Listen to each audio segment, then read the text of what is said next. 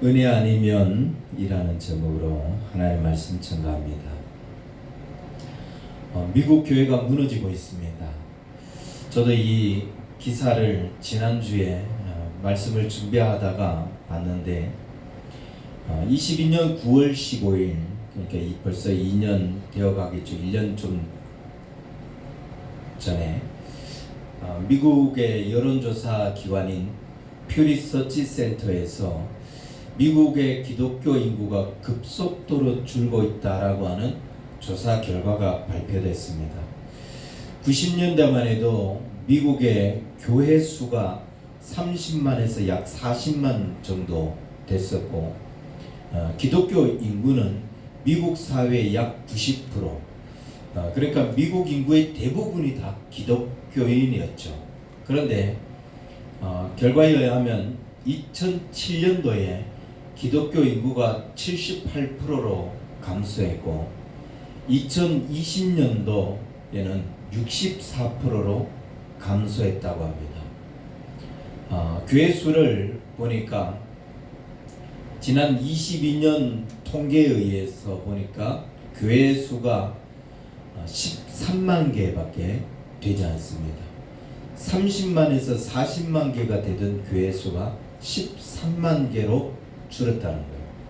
교회인 수는 인구의 90%였던 것이 64%가 됐으니까 30%가 줄었던 33% 가까이가 줄어든 것이고 교회 수는 40만 개에서 13만 개 됐으니까 3분의 1 그러니까 60% 가까이가 줄어든 것이죠. 심각한 통계입니다. 그래서 이 기사에 보니까 2070년쯤이면 경이면 비기독교 인구가 기독교 인구를 따라잡을 것이다 라고 이야기하는데 어떻게 계산을 했는지 몰라도 제가 이 줄어드는 수치를 한번 살펴보니까 2030년대만 되면 이미 기독교 인구하고 비기독교 인구하고 같아지는 50%에서 52% 정도 이 통계 수준대로라면 그리고 2040년도에 되면은 우리나라와 같은 형편이 되기 시작합니다. 뭐 38% 이 정도로 떨어지게 되는데 이게 떨어지는 속도는 훨씬 더 급격하게 떨어지기 때문에 40년대 그때 되면은 우리나라와 비슷한 그런 어떤 상황이 되지 않을까. 우리가 잘 아는 대로 미국은 기독교 국가라고 해도 틀리지 않았잖아요. 미국은 정말 기독교 사상에 의해서 뿌리가 내려지고 그 사상 속에서 성장한 국가입니다. 헌법도 성경으로 시작하고 그들의 가치관도 거의 다 성경으로 시작하는 그럴 정도로 기독교 국가인데 이런 미국 사회가 이런 미국 기독교가 급속도로 지금 쇠퇴하고 있다. 이것은 굉장히 심각한 문제인데요. 왜 그러면은 쇠퇴하게 되니까 이 쇠퇴하게 된 가장 큰 원인을 뭐라고 보고 있냐면은 미국 사회는 대형교회 중심으로 신앙생활을 하고 있었어요. 근데 대형교회에서 주로 무엇을 가르치기 시작하냐면은 세상에 나가서 세상 사람들과 너무 이질감을 주지 않도록 그렇게 살아라. 이걸 가르쳤던 거예요. 전 국민이 기독교인이라고 해도 틀리지 않는 이 나라에서 너는 크리스찬이고 너는 넌 크리스찬이고 이거 구별 짓는 게 그럴 필요가 없었던 거죠. 그래서 차별을 금하기 위해서 그들이 계속 무슨 정책을 펴냐면 크리스찬이라고 하는 거, 성도라고 하는 이런 단어 언급들을 꺼려하는 거죠. 그들이 보세요. 크리스마스 캐롤, 크리스마스 축제, 요즘은 이런 것보다도 오히려 할로윈 축제 이런 걸 오히려 더 많이 홍보를 하고 그것을 더 띄우잖아요. 거리감을 줄이기 위해서 점점 그들하고 같은 그런 삶을 추구하는 겁니다.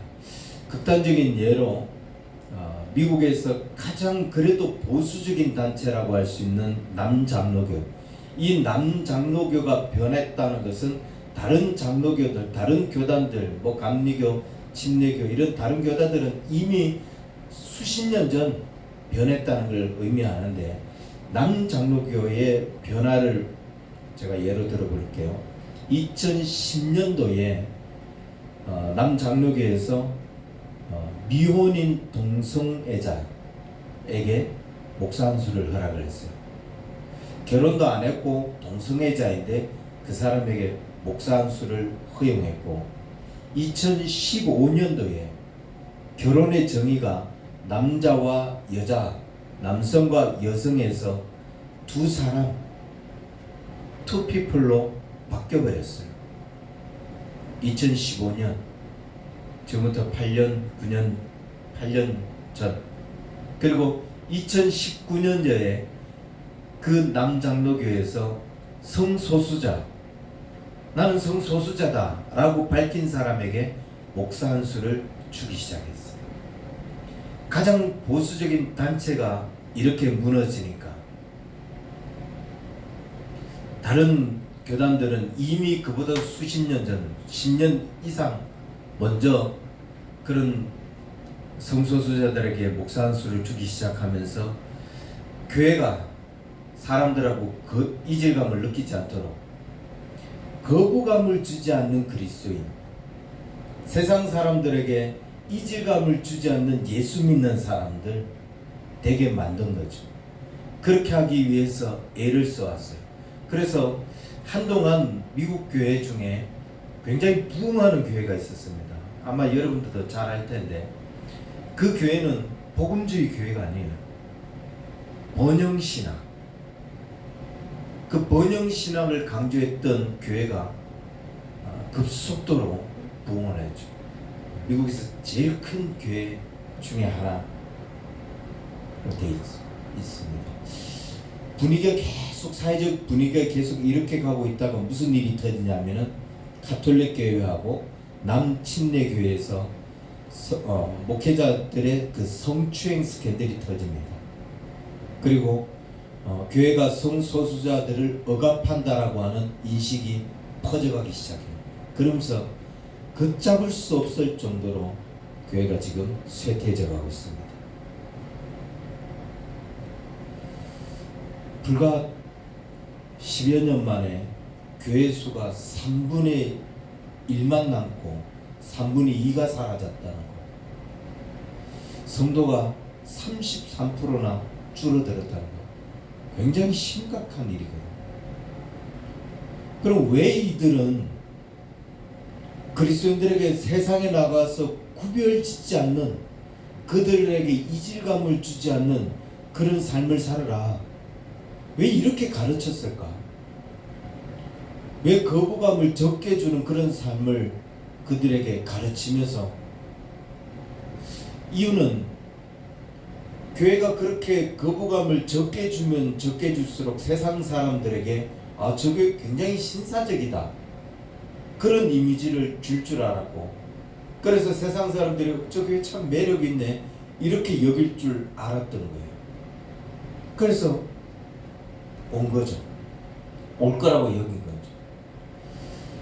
그 이질감을 덜 주는 그리스도인으로 가르쳐 왔으니까 일단 교회에서 이 사람들이 다 무슨 모습으로 바뀌어가고 있어요? 세상 사람들하고 구별되지 않는 모습으로 바뀌어가고 있는 거예요. 그래서 크게 부흥될 거라고 했던 그런 기대는 완전히 정반대의 결과를 가져온 겁니다.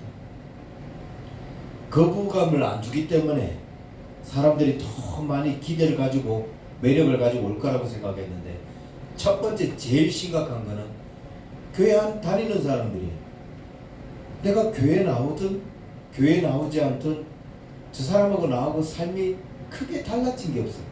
크게 다른 게 없어요. 그래서 내가 교회 출석해야 될 매력을 못 느끼는 거죠. 저 사람하고 나하고 똑같은데 나는 번거롭게 교회를 나가야 되잖아요. 주일날. 그게 귀찮은 거예요. 나가지 않아도 똑같은데. 그리고 밖에 있는 사람들은 저 사람하고 나하고 똑같은데 굳이 내가 교회를 가야 될 이유가 안 생기는 거죠. 교회에 대한 매력이 사라진 거죠.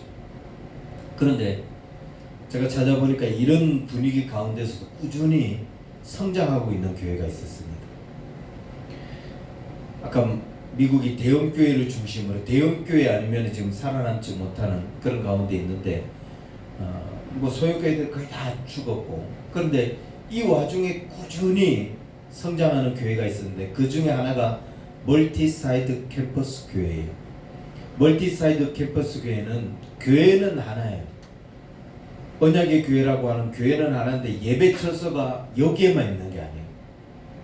포항동에 있고 이방동에 있고 중앙동에 있고 예배 처소가 각각 다 분할되어 있어요. 그래서 그 지역에 있는 사람들이 그 지역에 모여서 예배를 드리고 지역 사회에 나가서 봉사활동을 하는 이런 멀티사이드 캠퍼스 교회가 성장을 하고 있었어요. 그리고 또 한 교회가 한인교회입니다. 가장 2, 3년 전 이 통계를 아무리 찾아봐도 없었는데 2018년 통계가 나와 있더라고요. 2018년 통계를 보니까 교회 수가 4,454개로서 10년 전에 비하면 약 13%, 10년 전에 3,933개였는데 13% 성장했고 매년 3%씩 한인교회가 성장하고 있대요. 그리고 한인들이 59%가 기독교인이래요. 미국 사회, 여기서 신앙생활 안 하다가 미국 사회 나가면은 신앙생활 하기 시작한다는 거예요.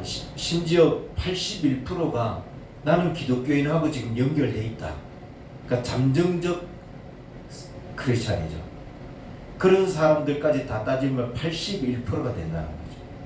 근데 왜 이 멀티사이드 캠퍼스 교회, 한인교회는 이런 미국 사회의 분위기가 이런 가운데도 계속 성장하고 있는가? 가장 큰 이유가 한인교회는 아직도 동성애 문제, 성소수자 문제에 대해서 경계를 하고 있거든요. 멀티사이드 캠퍼스 교회 같은 경우 그들은 성도들에게 구별되게 살아야 된다. 더 많은 헌신들을 지금 강조하고 있거든요. 한국 교회가 그런 거 굉장히 목숨처럼 여기잖아요. 복음으로 살아야 되는 거, 그리스도인이라면 그리스도인답게 살아야 된다는 거, 이걸 굉장히 강조하잖아요. 그러다 보니까 이 미국 교회가 지금 다 죽어가고 있는 그 가운데 이 두 부류의 교회들은 꾸준히 성장해 가고 있다는 거죠. 성도들에게 더 구별된, 더 헌신된 삶을 이야기할 때 부응하더라. 세상과 구별된 삶을 살아라고 가르칠 때 당장은 어떤 거부반응이 일어날지 모르지만 성도는 성도답게 살아야 된다.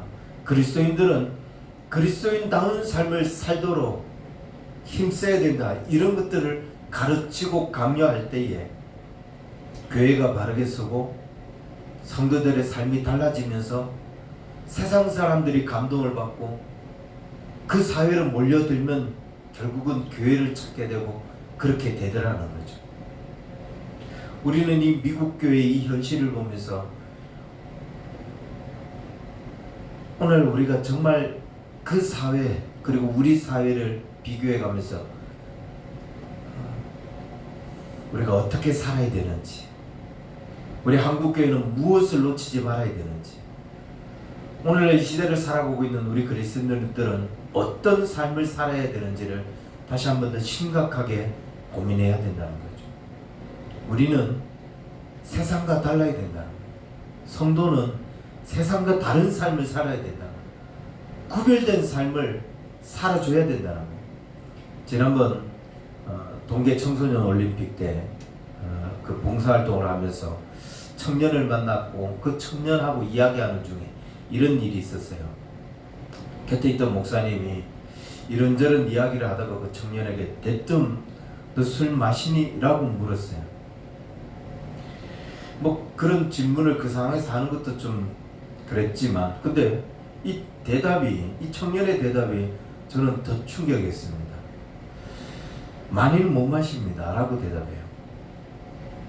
그래서 목사님이 솔직해서 좋다라고 하는데, 그 청년이 뭐 당연히 뭐 그 대화가 너무 당연한 듯 그렇게 웃어 넘기더라고요. 제가 이 상황이 이해가 안 되고 이게 받아들여지지 않았던 이유 중에 하나가, 그 자리에 그 교회 목사님이 있었거든요. 걔가 다니는 교회 목사님이 거기 있었고, 그것도 그 목사님이 묻는 것도 아니고 타교회 목사님이 묻는데 많이는 안 마십니다 이렇게 대답하고, 그게 자연스러운 이 모습을 보면서, 그래서 옆에서 제가 전혀 뭐 부끄럼도 안 느끼길래 제가 이런 말을 했습니다. 네 생각이 잘못됐다. 다른 애들이 전부 다 너는 교회 다니는 걸 알 텐데, 그럼 너는 술을 안 마셔야 옳다. 그리고 만약 마셨다 할지라도 술을 마시지 않기 위해서 애를 쓰고, 그게 옳은 삶이다. 끊으려고 노력을 해야 된다 라고 했어요. 그러니까 그 아이의 대답이 더 가관이었어요. 거기에 담임 목사님도 있었고, 같이 그 교회 출신 청년들 4-5명 있었는데, 얘들 중에 술 안 마시는 친구 없어요. 그렇게 이야기하는 거예요. 거기에는 목사님 아들도 있어요. 내가 할 말이 없어진 거죠. 다른 말을 더 이상 해줄 필요가 없고 해야 될 이유를 못 느낀 거예요. 이 아이의 기준은 술 왜 못 마셔? 이런 기준이잖아요. 나보고 요즘 교회 다니면 술 마시지 말아야 된다는 말을 왜 아직도 하는 목사가 있어? 뭐 이런 투로 지금 내가 받아들이게 만드는 거예요. 그런 객행호군 생각을 버리라, 뭐 이런 거죠. 그래서 아무 말도 안 하고 그냥 그런가 보다. 이게 요즘 기독 청년들, 그런 뭐 봉사활동 하겠다고 온 기독 청년들의 사고거나 요즘 아이들의 생각이 이런 거구나. 다 그렇지는 않겠죠. 한국교회 청년들이 다 그렇지 않아요. 저는 걔들만 그렇다고 믿어요.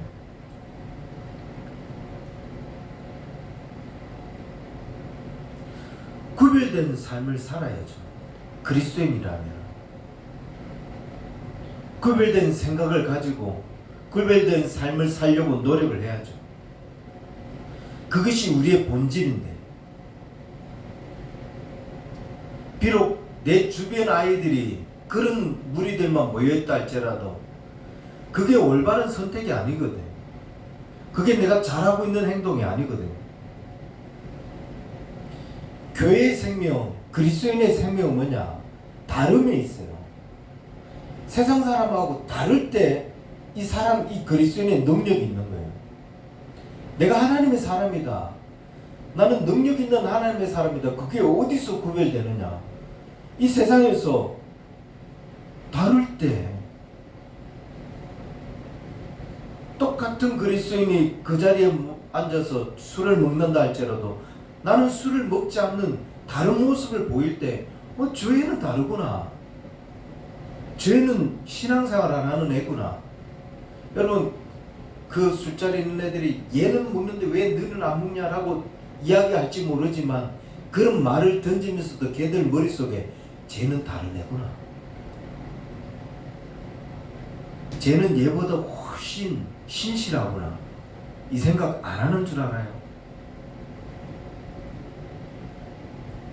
자는 교회 다니는데도 형편없구나. 쟤는 교회 다니는데 자기 주관이 뚜렷하구나. 이 생각 한다고요. 그런 말들을 한다고요. 그리스도인은 세상과 달라야 돼요. 세상 사람들하고 다른 모습을 보여야 된다고요. 미국 사회가, 미국 교회가 이질감을 주지 않도록 그렇게 가르치다 보니까 교회가 폭삭 무너지고 있는데, 다름을 강조하고 다른 삶을 주장하고 더 헌신적인 삶을 이야기할 때 그 사회 가운데서도 계속 꾸준한 성장세를 보이고 있잖아요. 창세기 12장에 보면 하나님께서 아브라함에게 내 아비 본토 친척 집을 떠나라고 했어요. 왜 하나님께서 아브라함에게 본토 친척 아비 집을 떠나라고 했느냐? 하나님께서 불러내신 이유가 뭐냐? 그냥 그 자리에서 너 믿음의 아들 되라라고 해도 되는데, 믿음의 조상 되라고 해도 되는데, 왜 굳이 아버지의 집에서 떠나서 새로운 땅에 가서 시작해라 라고 했을까? 이 땅에서 살면 그거 버리는 것 시간 너무 오래 걸리고요. 지난번 1월 1일 날 신년 간사회 때 말씀을 드렸는데, 이 갈대아 우르가 그냥 평범한 동네가 아니었거든요. 수메르 문명의 발상지, 아브라함 시대보다 한 1000년 전에 이미 최고의 문명을 꽃피웠던 그런 거대한 도시를 이루고 향락 문화를 꽃피웠던, 그리고 달신을 섬겨왔던 그런 우상 숭배의 중심지, 그곳이 갈대아 우르였어요. 비록 아브라함이 떠나온 그 시기에는 이게 전 성기는 지나고 약 세태기에 도달했다 할지라도 여전히 그곳에는 거대한 도시가 형성되어 있고, 그런 향락과 우상 숭배가 절벽에 있는 이곳에서 구별되게 살아라, 믿음의 조상이 되라, 쉽지 않았거든요. 그래서 떼내어서 그 세상에서 벗어나와서 다른 삶, 네가 믿음의 조상이 되기 위해서는 세상 사람들과 구별되어야 된다. 세상의 문화에서, 세상의 문화와 속해서 그 속에 젖어서 사는 게 아니라 하나님의 문화로 하나님을 예배하는 자로서의 새로운 삶을 살아야 된다. 그래서 구별 지으신 거예요.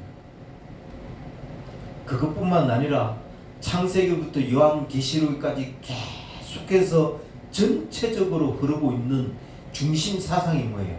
그리스도인들은 거룩해야 된다. 그리스도인들은 거룩한 사람, 구별된 사람이 되어야 된다. 거룩하다, 이 말이 이미 너는 다른 사람이야, 너는 이 세상 사람하고 다른 사람이야 라는 걸 말하고 있는 거예요. 다른 사람 아닌데 똑같은데 거룩하다라고 이야기하겠어요? 그리스도인이 됐다는 것은 거룩하다는 거예요. 이건 세상 사람하고 이미 하늘과 땅 차이로 다른 모습이라는 거예요. 빛과 어둠이 다르듯이 예수 믿는 사람은 믿지 않는 사람하고 완전히 다르다는 거예요. 달라야 된다는 거예요. 그래서 세상하고 비슷한 모습이 아니라 세상 사람들하고 비슷한 모습으로 살아가서는 되는 게 아니라 완전히 다른 모습으로 살아야 된다는 거예요. 비슷한 교회는 다 죽었어요. 비슷한 사상을 가르치고 비슷한 사상을 이야기하는 교회들 보세요. 미국 사회가 증명해주고 있잖아요. 그들은 교회로 존재하고 있는 게 아니에요. 그냥 무슨 공동체로 존재하는 거지. 그리스도인들이 세상하고 비슷해지는 순간 그 속의 생명은 다 끝났어요. 더 이상 그리스도인이라고 할 수 없습니다. 바울이 그래서 우리에게 뭐라고 이야기하냐면, 이 본문에 보면 너는 이 모든 거 다 버려야 된다. 지금부터 굉장히 머리 아픈 시간. 이 모든 것도 우리가 다 버리면서 세상 사람들하고 구별돼야 된다. 5절 곧 음란과 부정과 사욕과 악한 정욕과 탐심이니 탐심은 우상숭배니라. 8절 곧 분함과 노여움과 악의와 비방과 너희 입에 부끄러운 말이라. 이 많은 이 방대한 분량의 이 악한 행위들을 다 버려야 된다는 거예요. 음란, 헬라어로 포르네이아, 비정상적인 성행위, 불법적인 성관계를 모두 포함한 그런 부정적인 행동 다 버려야 된다. 부정, 아카다르시아, 정결치 못한 것들, 도덕적인 부정. 이 도덕적인 부정은 참 이게 기준이 어디에다 기준을 두냐에 따라서 이게 나쁜 것이 될 수도 있고 그냥 평범한 것이 될 수 있는데, 우리 사회가 지금 굉장히 이 도덕적인 기준이 지 개인에게 맞춰져 있어서 참 심각한데요. 주관적인 것, 세상적인 가치관에다가 기준을 두는 게 아니에요. 아카다르시아, 이거는 성경을 기준으로 하고 있어요. 하나님의 말씀을 기준하고 있어요. 성경이 아니라도 이 세상에서 도덕성을 이야기할 때는 보편적인 것, 주관적이 아니라 객관적인 것, 거기가 기준이에요. 사욕, 파도스, 제어하기 어려운 악한 욕구, 개인의 어떤 자기의 이익만 꾀하려고 하는 그런 악한 욕심, 성욕도 여기에 포함을 해요. 악한 정욕, 에피파미아,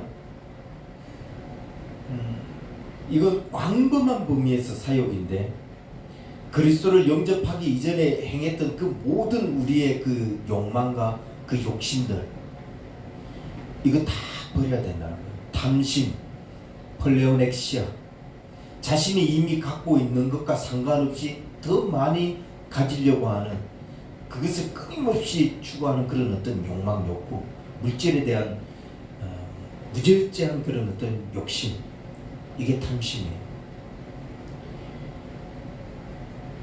이 모든 것을 버려야 된다는 거예요.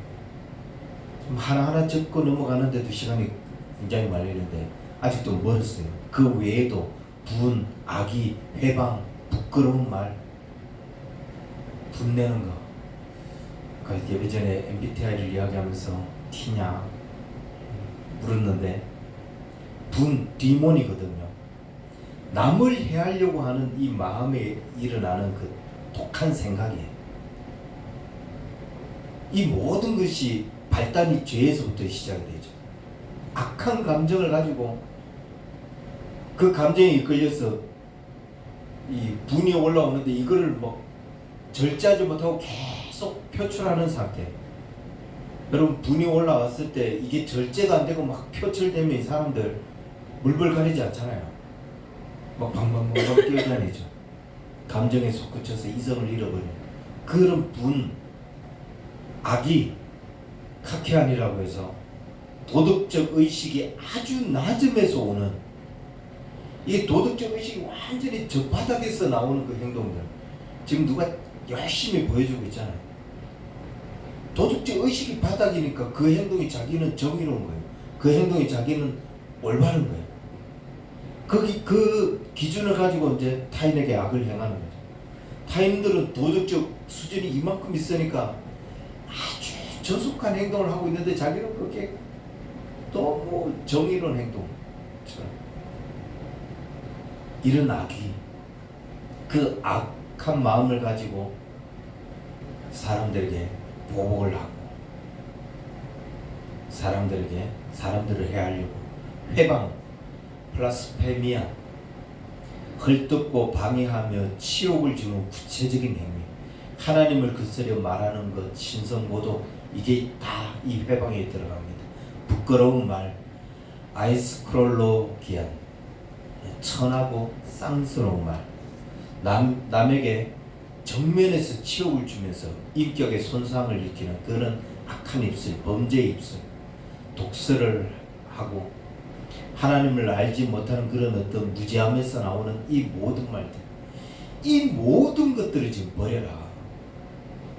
바울은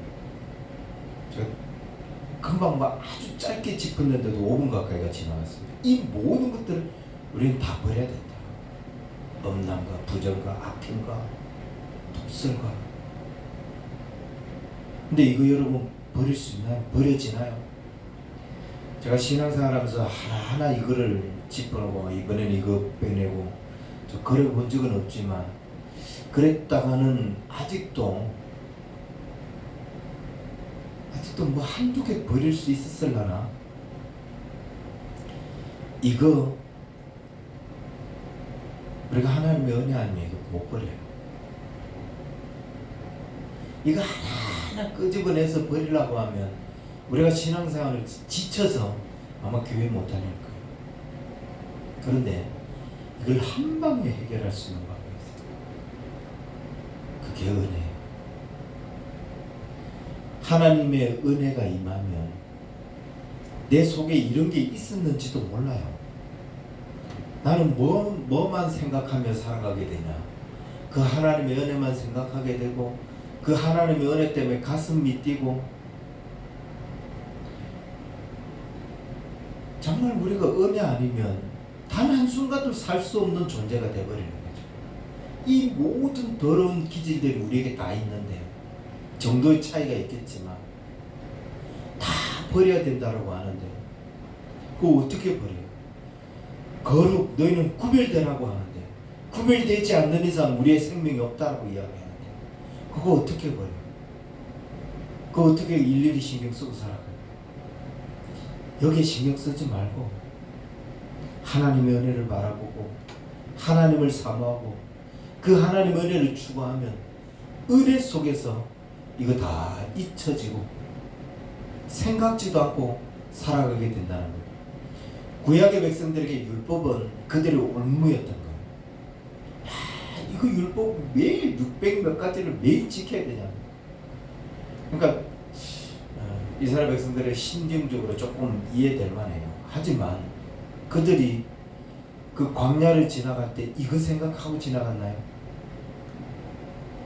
구름 기둥, 불 기둥, 하나님이 출발 이러면 출발하고 멈춰라 이러면 하나님의 그 은혜 속에 있으니까 은혜의 구름이 떠오르며 갈 때 그 은혜의 구름이 멈추고 멈추는 삶을 살아갈 때 그 많은 율법들 생각지 않아도 됐던 거예요.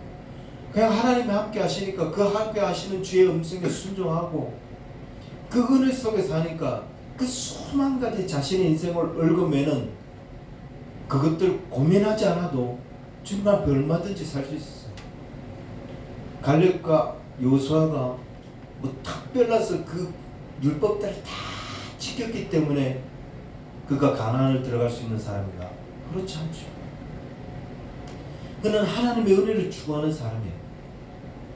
그거 일일이 지키려면 그도 이미 광야를 시작한 한 2, 3일쯤 되면 벌써 몇 가지 못하고 이래서 그도 이미 하나님 앞에 심판을 받아야 될 사람이었을 거예요. 우리의 죄의 성분들이 이것들을 다 제어하지 못합니다.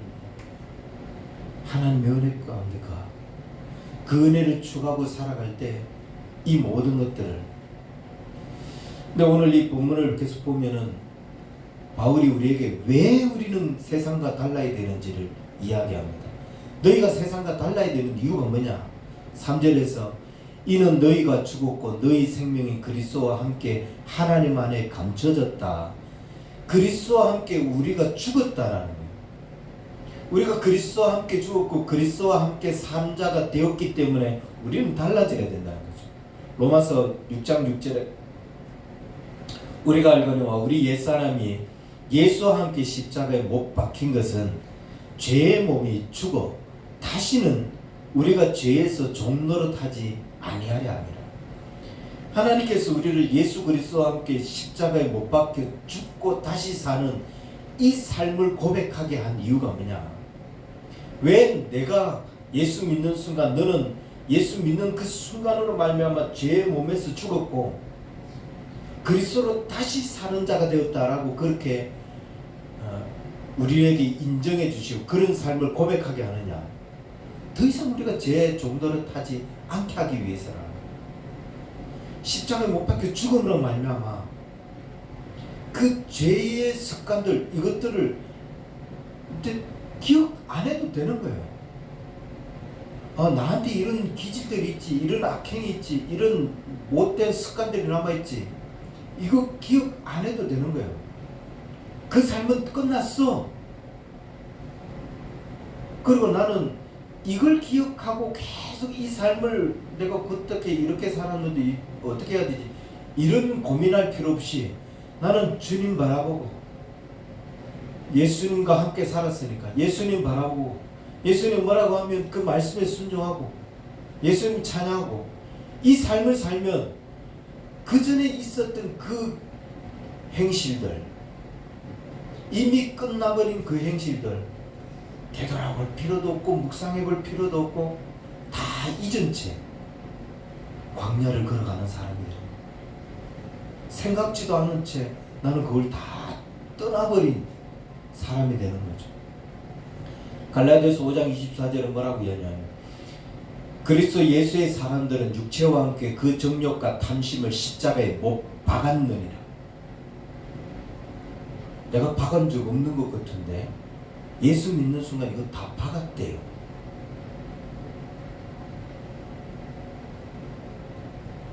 그때 그 삶들 다 끝난 거래요. 그래서 지금 우리가 예수 하나님께 예배하는 이런 삶을 살잖아요. 이게 지금 우리는 다른 삶을 살아가고 있는 하나님 은혜를 추구하잖아요. 마음이 메마르면 막 찬양을 막 크게 불러가면서 다시 그 마음에 하나님의 은혜가 임하도록 그 삶을 추구하잖아요. 이게 예전 예수를 믿기 이전에 나하고 지금 전혀 다른 삶을 우리가 살아가고 있는 거예요. 이 삶을 살면서 우리는 그 옛날의 행실들을 생각지도 못하고 지금 살아가고 있는 거죠. 그리스도와 함께, 두 번째로 그리스도와 함께 우리의 생명이 십자가를 못 박혔지만 우리의 생명이 하나님 앞에 감추어져 있다. 그래서 우리는 다른 자로 살아야 된다. 그리스도와 함께 우리의 생명이 하나님 안에 감추어진 자다. 3절. 생명이 하나님 안에 감추어졌다는 말이 무슨 말이냐면 나의 생명이 지금 여기 목숨이 여기 달려있는데 왜 이 생명이 하나님 안에 감춰졌다고 이야기냐. 근데 여기 이 생명은 하나님 보시기 지금 진짜 그거 네 거 아니야. 그거 진짜 생명 아니야 라는 거예요. 나는 이게 진짜인 줄 알고 그래서 여기서 잘 살아보고 잘 먹고 잘 입어보고 그림 잘 그리고 예쁘게 보이려고 그렇게 하고 있는데 이게 진짜가 아니라는 거예요. 내 생명은 하늘에 속했다는 거예요. 하늘에 속한 자라는 거예요. 우리가 하나님께 속한 자. 그럼 하나님 내가 지금 하나님의 하늘에 속한 자면 하나님께서 이 세상에 그 하늘에 속한 자의 생명으로 살아가는데 좀 잘 풀리게 해주시고 좀 교회도 좀 부흥하게 해주시고 그래야 되는 거 아닙니까? 근데 내가 하늘에 속한 자이기 때문에 이 세상에서의 내 생명이 어떤 모습이 있는지 상관이 없다는 거예요. 하나님. 내 이 세상에서 천국 백성다운 모습으로 막 하나님 나라의 기업의 풍성함을 누리며 살아가고 있든지 그렇지 않으면 그 하늘에 있는 그 생명을 바라보면서 여기서는 계속 어떤 고달픈 인생 광야 같은 삶만 계속 살아가고 있든지 상관이 없다는 거예요. 여기에서 생명은 이건 죽은 자인 거예요. 내 생명은 저기 있기 때문에 죽은 자의 삶을 우리가 그렇게 멋있고 아름답게 살아볼 필요가 없다는 거죠. 하늘에 속한 자 우리는 하늘에서의 삶, 내 생명이 저기 있기 때문에 저기 있는 삶만 생각하고 천국 백성으로서 그래서 이 땅에서의 삶에 그렇게 좋은 옷을 입어야 되고 부귀영화를 누려야 되고 거기에 고민할 이유가 전혀 없는 거예요. 나는 저 나라에 갔을 때 얼마나 부귀영화를 누릴까 거기만 고민하면 되는 거죠. 또 한 가지는 시간이 계속 많이 가는데 4절에 보니까 그리스도와 함께 우리가 장차 영광 중에 나타날 자이기 때문에 그 영광 중에 나타날 자이기 때문에 우리가 이 땅에서 다른 삶을 살아야 된다는 거죠. 우리의 생명이 저기에 감춰져 있을 뿐만 아니라 주님이 나타나시는 그날에 우리도 같이 영광 중에 나타났다는 거예요. 지금 이 모습은 실제 내 모습이 아니에요. 주님과 함께 영광 중에 나타나야 그게 실제 내 모습이에요.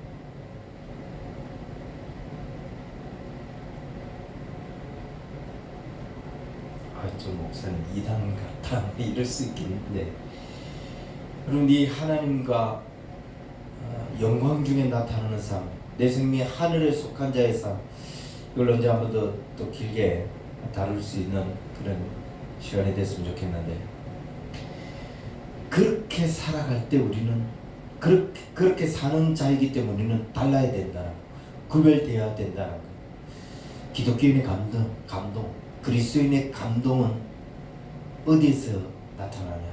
그리스도인의 능력은 다름에서 나타나. 다르구나. 저 사람 교회 다니니까 다르구나. 그게 능력이에요. 성도들이 직장생활하면서 사람들에게 이질감을 안 주려고 뭐 술자리 같이 하고 거기서 똑같은 모습으로, 그게 능력이 있는 것 같은데요. 이질감을 안 주는, 참 교회 다니면서도 어떻게 저렇게 사람들하고 잘 어울릴까? 그건 굉장히 무능한 사람이란 걸 스스로 입증해 주는 거예요.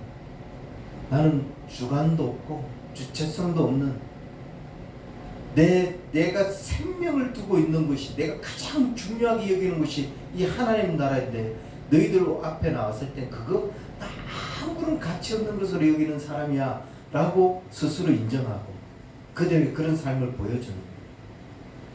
이질감을 안 주는 거, 거부감을 안 주는 거, 그거 굉장히 멋있어 보일 것 같지만 가장 형편없는, 정말 버리지 말아야 할 것을 버리는, 그리스도인으로서의 삶을 스스로 포기하는 게 된다고요. 비슷해진다고 해서 좋은 게 아닙니다. 비슷해지면 망하는 거예요. 생명이 끝나는 거예요. 미국 교회가 그랬던 것처럼, 지금 그런 모습을 보여주고 있는 것처럼, 우리는 그리스도와 함께 사는 자, 그리스도와 함께 죽고 그리스도와 함께 영광 가운데 임하는 자, 그렇기 때문에 달라야 됩니다. 그 다름은 우리가 하나님의 은혜 안에 살아갈 때가, 오직 그 은혜로 말미암아 우리가 살아갈 수 있고, 그 은혜를 추구할 때 이 다름의 삶을 살아갈 수 있습니다. 마지막으로 2절에 이렇게 이야기하고 있어요. 위의 것을 생각해라. 땅의 것을 생각하지 마라. 우리가 생각해야 될 것은 위의 것이에요. 땅에서 내가 어떻게 살아갈까? 어떤 삶을 누릴까? 이거 우리가 생각해야 될 게 아니라는 거예요. 위의 것. 그 위의 것을 생각하면서 내 생명이 저기에 있음을 알고, 그래서 이 세상에서 은혜로 살아갈 수 있는 저와 여러분들에게 주의 이름 만들어 축원합니다. 기도하겠습니다. 하나님 아버지 감사합니다. 다시금 우리의 본질이 무엇인지, 우리가 무엇을 추구하며 살아가야 되는지 깨닫게 하시니 감사를 드립니다. 많은 가족들이 헤어졌다가 다시 이 명절을 통해서 만나왔는데, 혹시 우리가 자칫해서 저들 앞에서 우리가 이질감을 주지 않으려고 저들과 같은 생각을 하고 같은 행동을 하고 있는 그런 모습은 아니었는지 우리 자신을 돌아보게 하셔서, 다시금 하나님의 사람들은 세상과 달라야 함을, 오직 은혜 가운데 사는 하나님의 사람들이 되어야 함을 보여주고, 그런 말미암아 저들의 삶의 능력이, 저들의 삶의 힘이 있는 그런 우리 언약의 성도들 다 될 수 있도록 축복하여 주옵소서. 이제는 우리 주 예수 그리스도의 은혜와 하나님 아버지의 크신 사랑과 성령님의 인도하심이, 하나님의 은혜로 말미암아 살기를 소망하는 우리 언약의 성도들 저들의 모든 삶에 이제로부터 영원토록 항상 함께 있을지어다. 아멘.